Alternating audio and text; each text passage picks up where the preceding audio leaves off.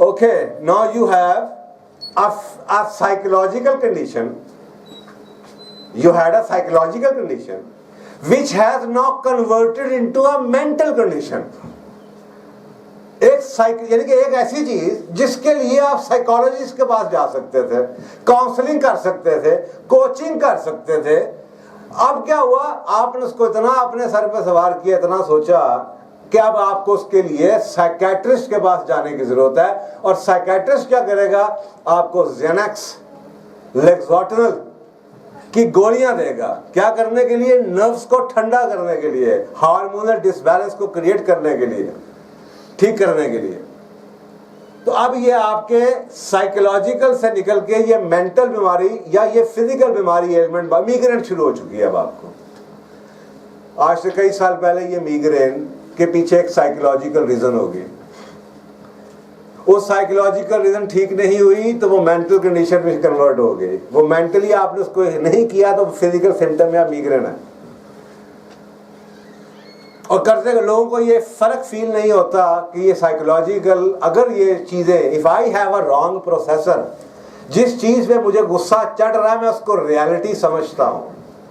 लेकिन अगर मुझे कुछ बेसिक फंडामेंटल बिलीफ्स मेरे अगर ठीक है, फॉर एग्जांपल दुनिया में कभी भी किसी शख्स की बात कभी भी पूरी नहीं होती थी. आपके सामने KFC की एग्जांपल हम देते हैं सक्सेस के मटेरियल में, बिल गेट्स की देते हैं, स्टीव जॉब की देते हैं. ये वो लोग हैं जिनको कभी भी फर्स्ट लेवल के ऊपर एक्सेप्टेंस नहीं मिली, ये रिजेक्शन ही मिली है.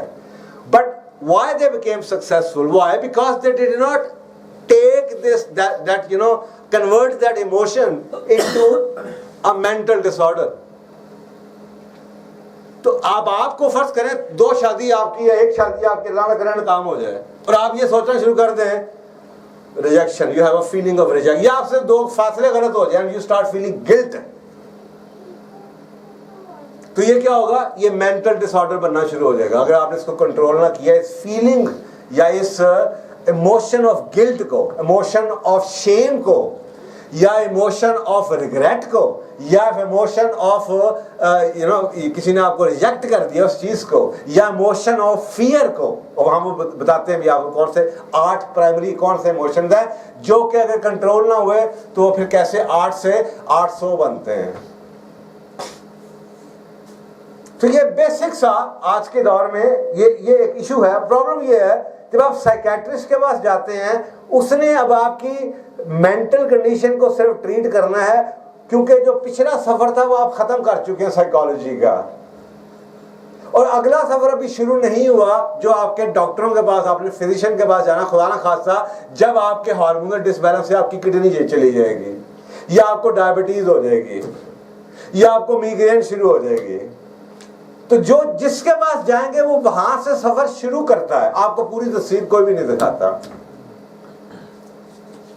आप मेरे पास आए और आप मिग्रेन से आए हैं, अब मैं मिग्रेन से शुरू करता हूं, मुझे नहीं पता इस मिग्रेन के पीछे बैठना है, मैंने आपसे पूछना है क्योंकि मुझे पता ही नहीं है. मेरा काम ये एज अ फिजिशियन या एज अ यू नो जो हूएवर आया है कि मैंने जो फिजिकल कंडीशन है ना उसको ट्रीट करना है, उसकी वजह को ट्रीट नहीं करना. तो मैं मिग्रेन को ट्रीट करूंगा. ओके, मुझे रात को इंसोम्निया है, नींद नहीं आती, एंजाइटी डिसऑर्डर है, रेस्टलेस लेग सिंड्रोम है, ADHD है, शिज़ोफ्रेनिया है. अब ये साइंस हैं. तो वो क्या करेगा, इन साइंस को ट्रीट करेगा, वो इसके पीछे वजह को नहीं देखेगा. वो ये नहीं कहेगा आपको कि बीबी आपकी शादी पहले खराब हो गई, कोई बात नहीं, जरूरी तो नहीं कि सारे आदमी ऐसे खराब हो. वो जिस वजह से आपको वो इशू हुआ है उस वजह के बारे में आपका बिलीफ चेंज करने की कोशिश करेगा. अगर 6 लोगों ने डिस्ट्रस्ट आपको दिया है, इसका मतलब नहीं कि दुनिया का हर शख्स अनट्रस्टवर्दी है. Okay, this is how it goes on. Cycle ऐसे चलता है. और उसके बाद क्या होता है, इमोशनल रिलेटेड बिहेवियर, यानी कि बॉडी पे आ जाएगा, गुस्से में रहेंगे, पसीना, स्वेटिंग, बीमारियां, पेट खराब, ये खराब, मिग्रेन, ये शुरू हो जाएगा. और करते करते mental disorders and physical illness आपका मुकद्दर है और आप समझते हैं दुनिया ने मेरे साथ कुछ कर दिया।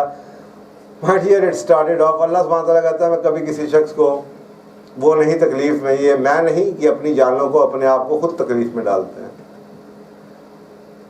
अल्लाह सुब्हानहू तआला ने आपको इतना टाइम दिया, यानी कि यू कैन नॉट इवन, अगर आपको निज़ाम कुदरत का पता हो, you can not even afford the luxury of thinking the way you want to think. और हम एक बार इसके बारे में बड़ा खूबसूरत शेर कहते थे, है आज़ादी अफकार से उनकी तबाही, रखते नहीं जो फिक्र और तदब्बुर का सलीका। यानी कि आप लोगों को सोचने की आज़ादी दे दें और उनको सोचने का तरीका ना बताएं कि क्या सोचना और क्या नहीं सोचना। जैसे आज के दौर में हर एक के ऊपर आज़ादी है, मीडिया ने, so called democratic political system ने आपको बताया है, यू नो, मेरी मर्जी जी, मैं एक फ्री सिटीजन हूँ जी, मैं जो मर्जी सोचूं जी, मैं जो मर्जी सोचूं जी। तो है आज़ादी अफकार से उनकी तबाही, रखते नहीं जो फिक्र और तदब्बुर का सलीका। हो फिक्र अगर खाम तो है आज़ादी अफकार इंसान को हैवान बनाने का तरीका, और ये हैवान है।